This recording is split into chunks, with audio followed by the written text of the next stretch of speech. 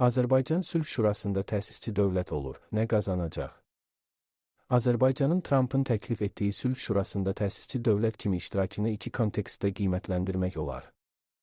Birincisi, lokal müstəvidə Qəzza sülh prosesində iştirakı. Sülh Şurası Trampın 20 bəndlik Qəzza planını həyata keçirən komitə kimi nəzərdə tutulur. Azərbaycan Qəzza konfransının iştirakçısıdır və münaqişənin birbaşa İsrail, Fələstin və dolayı Türkiyə, ərəb ölkələri iştirakçıları ilə münasibətləri fonunda prosesə töhfə verə bilər. Vaşinqton Qəzza münaqişəsində Bakını birləşdirici oyunçu kimi nəzərdən keçirir. Bu, Azərbaycanın yaxın şərq siyasətində də əhəmiyyətli rol oynaya bilər.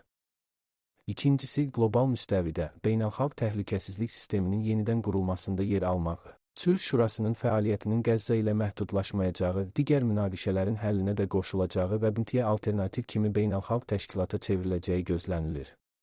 Prezident İlham Əliyev də Donald Trumpa dəvətlə bağlı ünvanladığı məktubunda qeyd edir: "İnanıram ki, Sülh Şurası səmərəli beynəlxalq təşkilat olub, öz missiyasını uğurla yerinə yetirəcək." ABŞ-ın təşəbbüsü ilə BMT-dən kənar yeni təhlükəsizlik sistemini yaradılır. Bunun praktikada nə qədər effektiv olacağı sual altında olsa da, Bakı üçün həm Vaşinqtonla münasibətlər, həm də qlobal proseslərdə iştirak baxımından sistemdən kənarda qalmaq sərfəli deyil. Azərbaycan bu prosesdən daha qazanclı çıxmaq üçün iki istiqamətdə hərəkət edə bilər. 1. Sülh Şurasında mərkəzi, birləşdirici rolu oynamaq. Sülh Şurasının BMT-yə alternativ fəaliyyət göstərməsi üçün təkcə sülh prosesini yox, bir çox qlobal təşəbbüsləri də ələ alması lazımdır.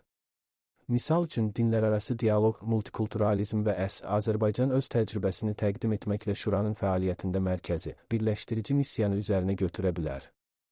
Bu, Bakıya yeni qlobal təhlükəsizlik sisteminin dialoq mərkəzinə çevrilmək imkanı yaradır.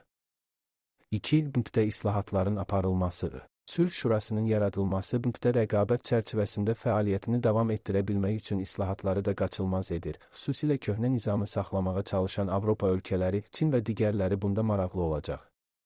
Bu reallıq rəsmi Bakının BMT Təhlükəsizlik Şurasında dəyişikliklə bağlı təklifini yenidən gündəmə gətirmək zərurəti yaradır. Prezident İlham Əliyev bir müddət öncə təklif etmişdi ki, beynəlxalq ədaləti təmin etmək üçün BMT TŞ-nin tərkibi genişləndirilməli, qoşulmama hərəkatı.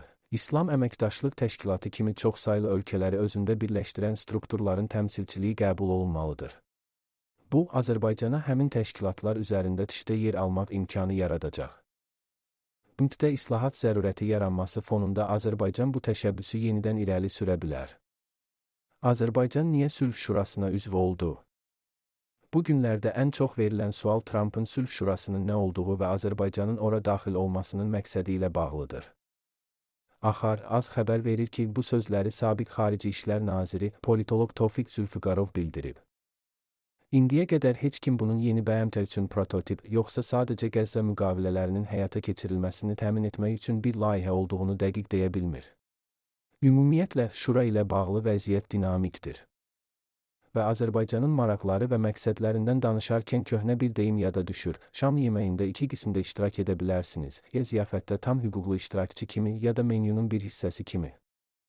Beləliklə, skamyada ehtiyatda oturmaq yox, meydanda oyuncu olmaq lazımdır.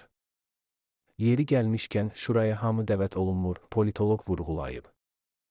Qeyd edək ki, Azərbaycan Prezidenti İlham Əliyev bugün Davosda Sülh Şurası nizamnaməsi sənədini imzalayıb. Zelenski razılaşmaya hazırdır, Trump elan etdi. ABŞ Prezidenti Donald Trump, Ukrayna lideri Vladimir Zelenskinin razılaşma əldə etmək istədiyini bildirib.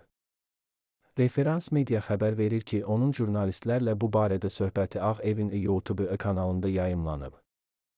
O, Zelenski, razılaşma əldə etmək istədiyini dedi.